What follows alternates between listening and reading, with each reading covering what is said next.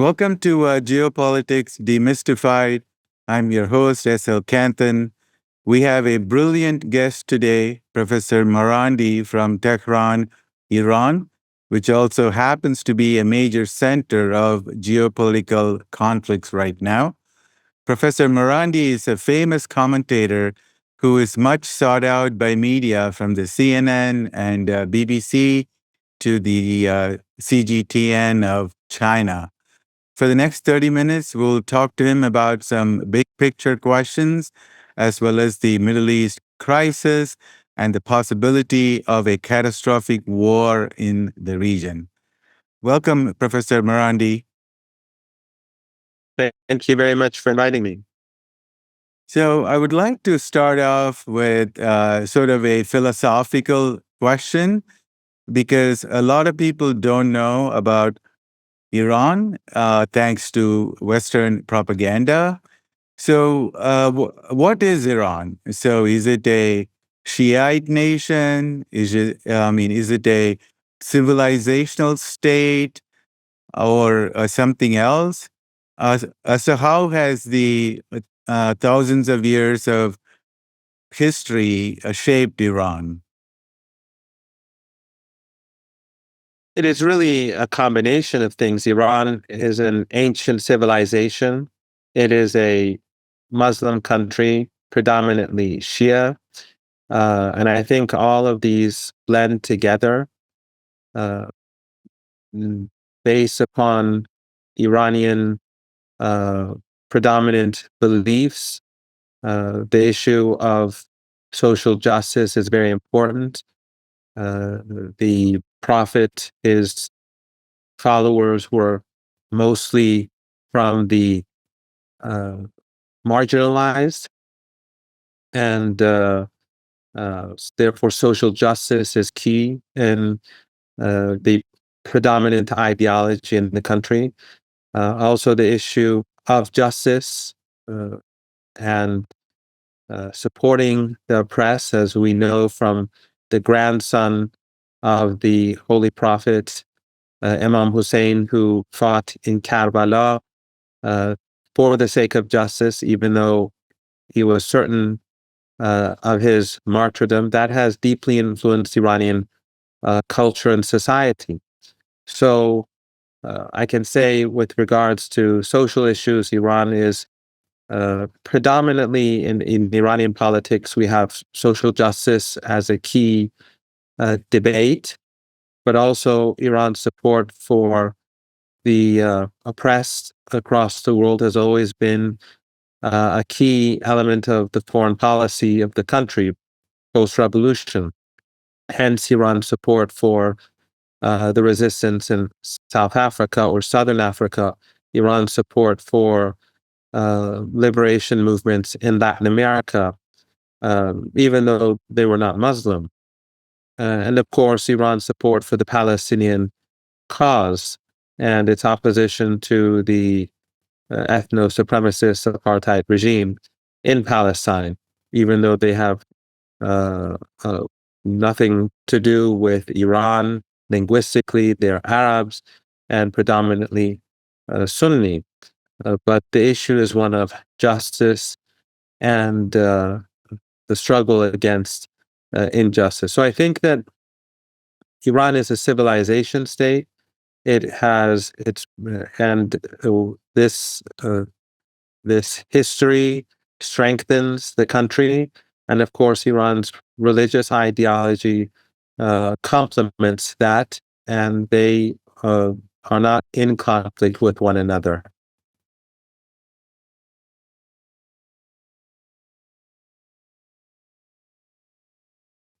Okay. So, looking back the last 45 years, um, the economy of Iran has suffered a lot because of the sanctions. And the couple of decades, but Iran used to be very prosperous in the 50s, 60s, and 70s. And somehow the last 45 years, your country has sustained all these efforts to bring it down. the U.S. waged proxy wars through Iraq, and then all kinds of wars through the terrorists and brutal sanctions. But you've become stronger and stronger. So that's quite remarkable. Now, where do you see the next 45 years for Iran? Well, before the revolution, despite the fact that during the last years of the Shah's rule, Iran was exporting 6 million barrels of oil a day, most of that money was being spent on purchasing weapons. Iran did not have or did not create under the Shah an indigenous defense uh, industry. It was largely Western and American weapons in particular that were being imported. And the development in the country was very unbalanced. Most girls in Iran under the Shah did not go to school. Most small towns and villages, overwhelmingly villages, did not have electricity or running water. Uh, there are not many schools, and poverty was widespread.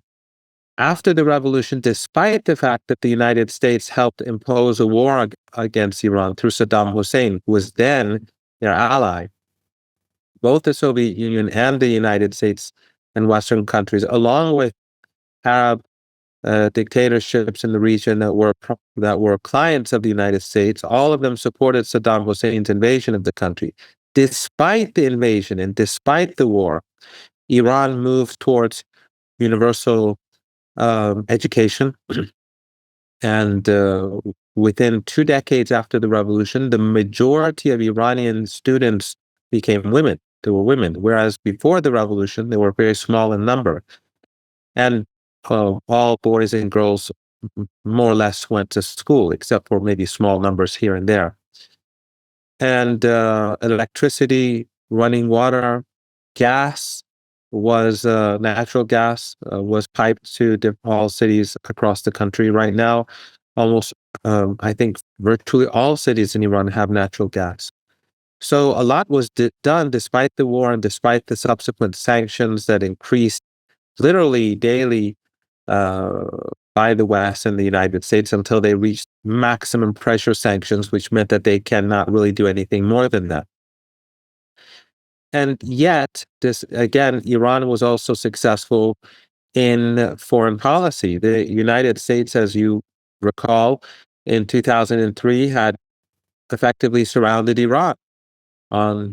They had invaded Iraq and they had invaded Afghanistan. But today we see that the United States is on the back foot. They've withdrawn from Afghanistan. In Iraq, they're under severe pressure. And now Iranian allies in Lebanon, Yemen, Iraq, and Syria have been able to put a lot of pressure on the apartheid regime, the Israeli regime, to end the genocide in Gaza.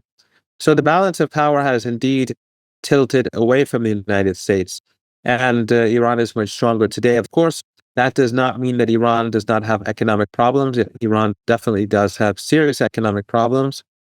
The sanctions bite. And of course, a decade of war imposed upon Iran has had an impact on the country. But I think that when we look at everything combined, the antagonism of the United States and its allies, and the harm that they've done to ordinary people, Iranians, through the maximum pressure sanctions, which are intended to harm ordinary people, I think that on the whole, Iran has been very successful over the last 4 decades. So, I mean, when I was thinking about the bigger picture about the multipolar world, and do you think that the empire, the American century is going to come to an end in the next 5, 10, 15 years? What will be the role of Iran in such a world? But do you think that there's going to be a multipolar world and what will be the role of Iran? And if, say, de-dollarization happens, will that help Iran become more prosperous and more linked to the rest of the world? I think it's quite clear that we are moving towards a multipolar world, although it's going to be messy and probably very bloody and very painful. But it does seem to be inevitable. And we are moving in that direction very swiftly. The reason why we're moving in this direction so fast is literally because of the policies of the United States. By antagonizing so many different countries across the world, and by trying to impose its will on so many different peoples across the world, the United States has pushed different countries together. Iran's partnership, for example, with Russia, to the degree that we see today, is largely due to U.S. policy, U.S. sanctions against Iran, U.S. sanctions against Russia, the antagonization of Russia, which did not begin 2.5 years ago. And of course, then the antagonism towards Iran. The same is true with China. The same is true with even India in its own way. The United States tries to force India into making certain decisions and not to establish relations with certain countries. These do not benefit the United States in the long term. And so uh, the United States has pushed different countries across the world closer to each other, thus the creation of BRICS, thus the creation of the Shanghai Cooperation Organization, along with other regional bodies that I think will probably become more important as the West continues to decline. But also the endless wars that the United States has been carrying out, especially since 9/11, that has acted as a catalyst to bring down the Western Empire. And of course, it has only been pushed even faster, this decline, uh, by pushing the Russians to conflict in Ukraine and now the current genocide in Gaza. What the United States and the Europeans have done to the Palestinian people by supporting the Israeli regime is that they've has what they've done. It has resulted in the global South and many people in the West to rethink their views about the West. The West is now seen as complicit in genocide, complicit in this Holocaust, and they are seen as being complicit in the rape of prisoners and the outrageous behavior of the Israeli regime. So not only is the West declining with regards to material wealth, and we're seeing increased divisions inside the West, partially as a result of that, but also we're seeing it decline militarily. But most importantly, I think we're seeing the West diminishing in the eyes of the world from a moral perspective.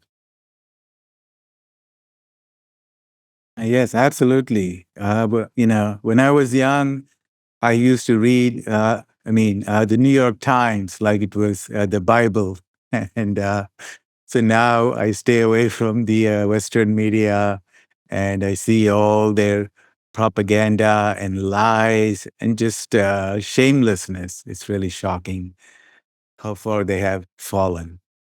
So now, yeah. So now to the next big question that everyone wants to know the answer for. So is there going to be a war between Iran and Israel?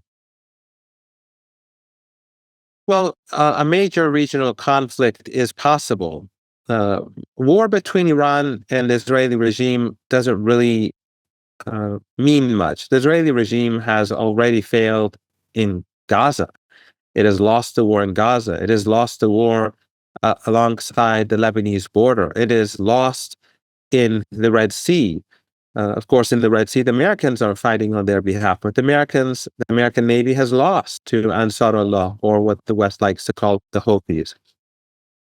So the Israeli regime really is in no position to fight Iran. It is a regime that's completely dependent on the West to sustain itself, as we're seeing. They need Western weapons, ammunition, Western financial assistance to continue with the genocide.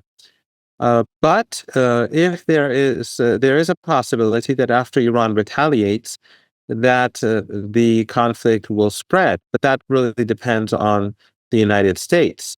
Iran has to respond, because if it doesn't, the Israeli regime will see this as a sign of weakness, and Iran has to establish deterrence. The Israeli regime violated international law, it violated Iranian sovereignty, it murdered a high-ranking foreign guest, and it insulted the honor of the Iranian people who were hosting that guest. So it will be punished just like it was punished in April. And probably the punishment will be significantly more severe than in April, because after April, we only had 2-3 months of the Israelis backing down. But apparently, well, not apparently, definitely, that deterrence wasn't enough. So Iran is going to have to punish it again. Now, a regional war would basically mean the Americans entering the war. And that is not impossible, but I think it is unlikely, because the Americans know that if they enter a conflict with Iran, all their bases in the Persian Gulf will be destroyed. And Iran has hundreds of thousands of drones and missiles, and those bases are very close to Iranian territorial waters. They're very close to Iran itself. But more important than the American bases, far more important, is that those regimes, those city-states that host American bases, they will be seen as hostile. And they are very weak and vulnerable and small. And their infrastructure will be immediately destroyed. And of course, the Americans will be expelled from Iraq and Syria. So that would create a global economic catastrophe. That would create a depression like nothing we've seen in the last few centuries. And therefore, I think the Americans are very leery about expanding the war. A sort of balance of terror has been established between the Iranians and the United States. We don't want war. They don't want war.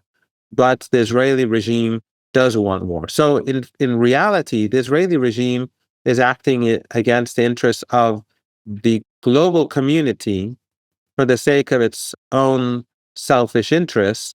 And as it is trying to expand the war, it continues to rape men in prison, to slaughter children and women in Gaza. Okay. So you don't think that Israel or the US would use like a nuclear weapon? I find that very unlikely. If the Israeli regime chooses to move in that direction, that would be the end of the regime itself. It would not survive. And even seriously contemplating such a thing would be completely unacceptable to the global community. And I think the very fact that anyone could even discuss such a thing shows how dangerous and how crude and how immoral the regime is, that anyone could even contemplate the notion of this barbaric regime using a nuclear weapon. But the world won't tolerate such a thing. That would be the end of the regime, and I think that would really also be the end of the Western credibility across the world in a very permanent way, because the West has already demolished its image by being a part of this genocide. Yeah. So, so people are thinking about this possibility, because if you look at some of the top leaders, I mean, like in Israel, or even the rabbis and so on, the things they say are just so shocking. We would not believe that somebody could say such things so blatantly and openly. So that's why people are thinking. Now, what is, I mean, what But that is also shows how the West, there's no real freedom in the West, and there's no democracy in the West. The fact that we're not seeing this in Western media, whether in the United States or across Europe, shows that legacy media is controlled. And when you control information in societies, you cannot have a democracy. Yeah, When people absolutely. are being controlled by these very powerful institutions that are not giving the people the sort of information that you and I know about, that shows that those societies are actually the opposite of what they claim to be. And I think in the long term, though, this is not sustainable for the West. Yeah. So I tell people that 30, 40 years from now, the world history is going to be rewritten by many scholars from the global south. And we are going to learn the truth about what happened in the West, like especially in the last 200 to 300 years. The entire history needs to be rewritten. And you know, one reason why the world is so outraged by Gaza is that Gaza is the first Holocaust that is being broadcast live, that we're seeing as it happened. And we're seeing the West do it. We're seeing the West support it. We're seeing the West justify it and try to be apologetic for it sometimes, and sometimes openly support it and fund it. But the global South is seeing its own history take place in front of their own eyes. People in Iran, when they see what's happening to the Palestinians, they recall what the West has done in Iran to its own people, in India, the subcontinent, in East Asia, in Latin America, in Africa. Everyone is seeing a repeat of their own, what they've read in their history books of what the West has done to them in the 18th century, in the 19th century, and in the 20th century, as well as the 21st century. So in a sense, what is happening to the Palestinian people today is what has been happening to much of the world for the last few hundred years. And that increases the sense of outrage, but also it increases this sense of sympathy towards the Palestinian people. Mm. So, what do you think is going to happen to the Palestinians? Will they be able to get their own state? I think that we are approaching the end of the Zionist project. The regime is not going to last very long. It may last for a few more years, but it has been destroyed. The image of an invincible Israeli army, gone. The image of a high-tech Israel that knows exactly what's going on around it, disappeared. The regime has failed to capture a dot on the map called Gaza. It has failed against a much more powerful Hezbollah. The United States has failed in the Red Sea. But most importantly, the Israeli regime has destroyed itself in the eyes of the world. It has been exposed to the world for what it really is, a racist, ethno-supremacist, genocidal regime that has no morality and no shame. People in Israel will find it difficult to travel abroad as Israelis because people will look down upon them. And then finally, the economy of the regime has been demolished. No one is going to invest in Israel in the future because those investments will remain unsafe. Israel is unable to protect itself against missiles and rockets and drones, and it's unable to protect itself against the indigenous Palestinian population. So I do not see any future for this regime.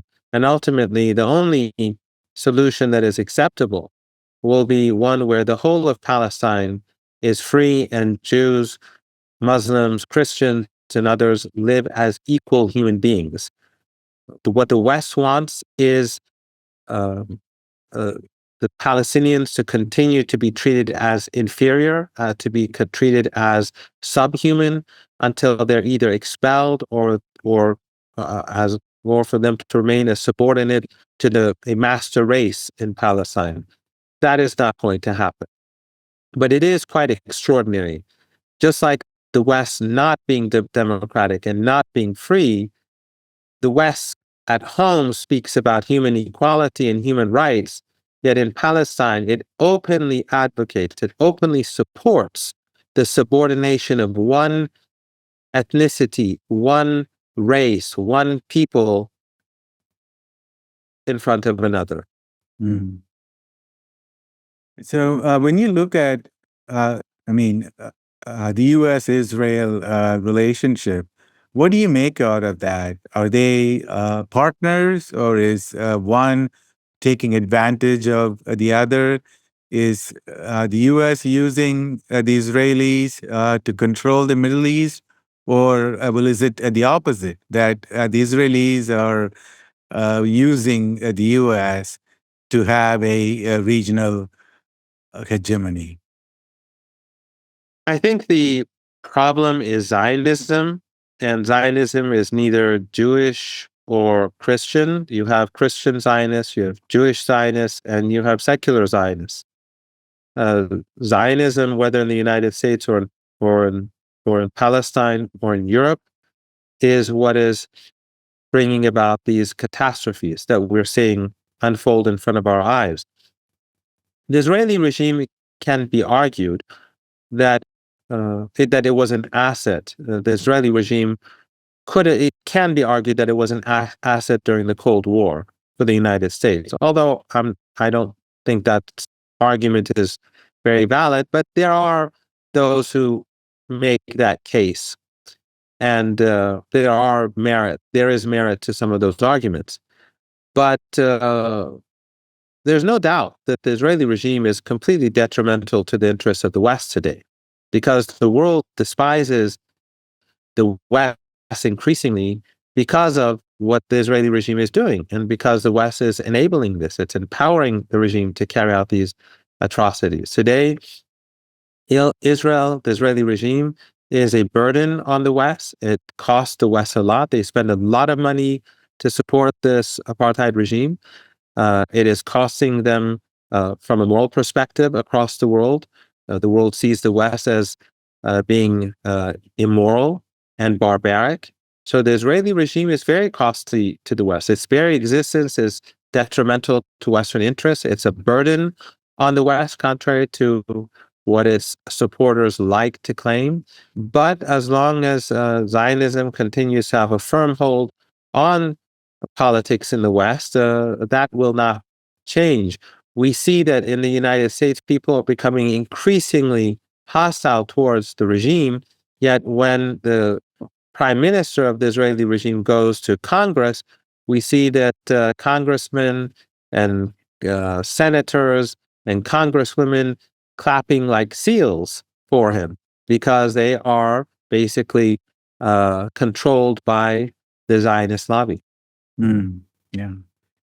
Okay, so one last question. Uh, can the Middle East countries free themselves from the claws of the Western empires? Can they have the smartness to get together and work together as one? Um, and can they focus on peace, development, science, technology, and just helping the millions of people in the region, and making the region just be prosperous and have like a renaissance sort of a period? You know as well as I that the West has always used a policy of divide and rule to maintain its power across the world. And as the West declines, uh, and I think it's more than decline, I think it's collapse as we speak. But as it rapidly declines, we will see the United States and the Europeans continue to use a policy of divide and rule to maintain their hegemony. Unfortunately, countries in the region, many of them are family dictatorships that are that are controlled by the West. The children of these dictators and the elites go to the West to study. They're brought up there. The West has all the dirt on them that they need.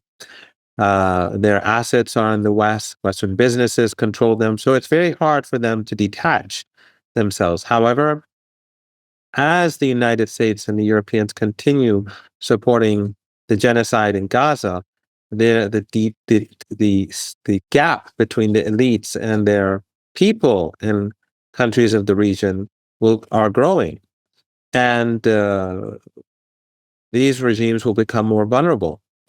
And in fact, even these regimes recognize how weak the West has become, and that's why they've been moving gradually towards better relations with countries like Iran, India, China, and Russia. But still, they are in the Western camp, and we have to always keep in mind that the waters may seem very calm in an ocean, but a lot goes on underneath. And before, if you recall, before the so-called Arab Spring or the awakening or the Islamic awakening or whatever one would like to call it, what happened was that a young man in Tunisia burned himself alive because of a local injustice, and that led to the downfall of the Egyptian regime, among other changes that we saw in Tunisia and elsewhere. So what is going on today in Palestine, I think, will have major consequences for the future. At the moment, the only countries or entities that are supporting the Palestinian people is the resistance. It is Iran, the resistance in Iraq and Syria, in Lebanon, and of course, the Yemeni government and armed forces and Ansarullah. But the hearts of people across the region and across the globe are with the Palestinian people, and that will have consequences for the future. And these regional regimes should take that into account for the sake of their own self-preservation. Wonderful. All right. Thank you very much, Professor Marandi. We hope to have you back again some other time, and we can explore more topics. Thank you very much for having me. Okay. Bye now. Bye for now.